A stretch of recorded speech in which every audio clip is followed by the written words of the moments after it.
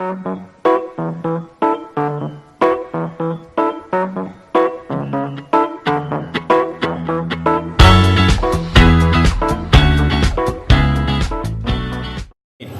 here with Ross Ramsey, the executive editor of the Texas Tribune, and we're here to talk about this last week of election. It's Monday, the 29th, and it's 1 week before U.S. decide who's going to be the next president of the United States.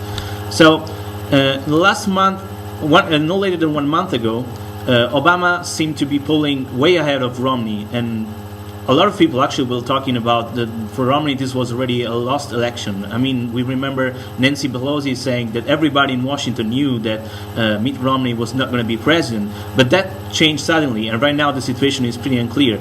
Do you think there was any event that changed the course of the elections?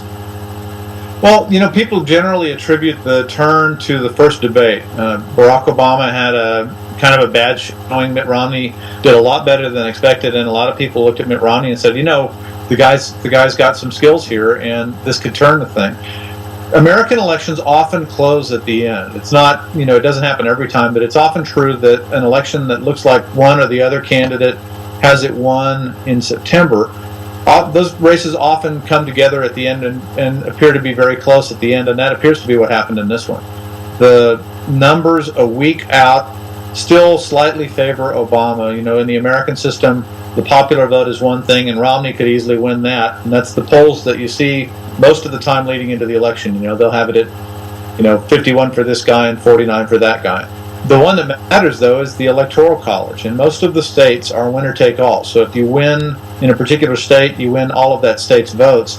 And in that arithmetic, Obama, a week away from the election, appears to still have the election. Now, we keep talking about a week away from the election. One of the other factors here is that early voting takes up a high percentage of the vote in some states around the country. So some voters have already voted even a week ahead, and before Election Day, in some places, not in all places, but in some places, 3/4 of the voters will already have registered their ballots.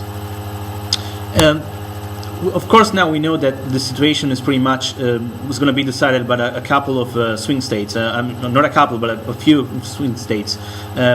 It's usually Ohio, Florida, Virginia. Why is it always those states that end up to decide the election? Well, there are states where, depending on the issues at play and the personalities at play, a Republican or a Democrat can win. In my state of Texas, it's very, very difficult for a Democrat to win a statewide election. So the campaigns for president say, put that state in the Republican column. In California, it's very difficult for a Republican to win. So both campaigns say, put California in the Democratic column. Ohio could go either way, so it's a swing state. Florida could go either way. Virginia could go either way. There are, depending on when you look at them, there are 7 to 10 of those states that could fluctuate one way or the other, and that's where the battle's being fought.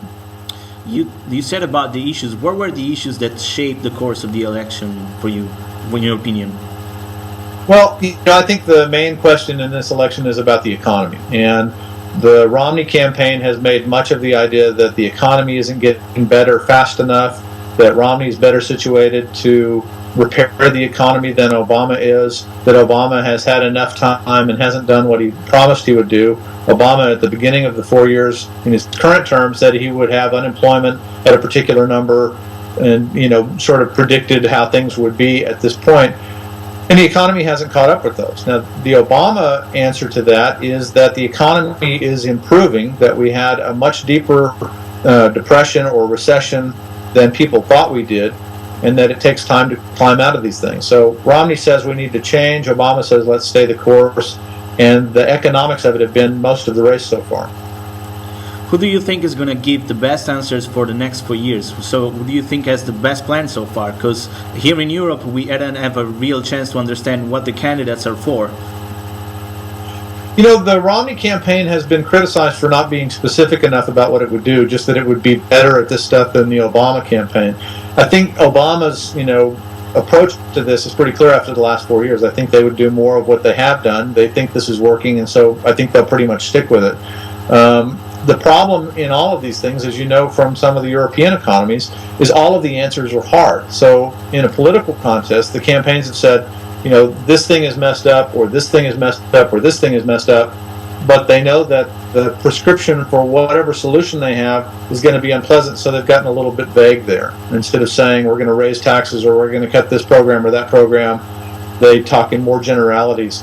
And in some ways, it's hard to get a handle on exactly what would happen if you elected one or the other. One last question about the polls that we've seen right now, 1 week before the elections.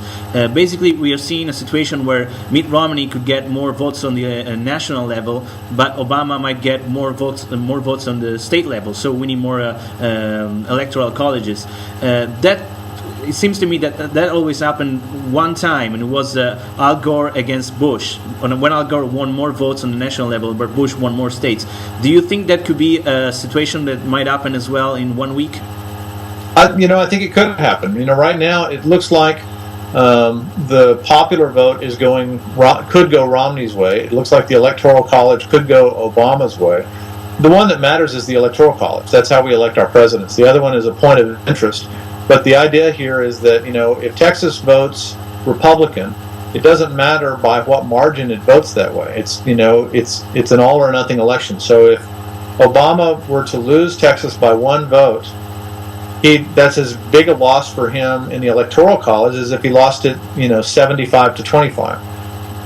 Some of these states are overwhelmingly Republican. Some of them are overwhelmingly Democrat. And when you just do it by population, it turns out that more of them are overwhelmingly Republican than Democrat. But the Electoral College is what counts. Well, thanks a lot, Mr. Ramsey, and thanks for this interview, and good luck with your elections. My pleasure. Thank you very much.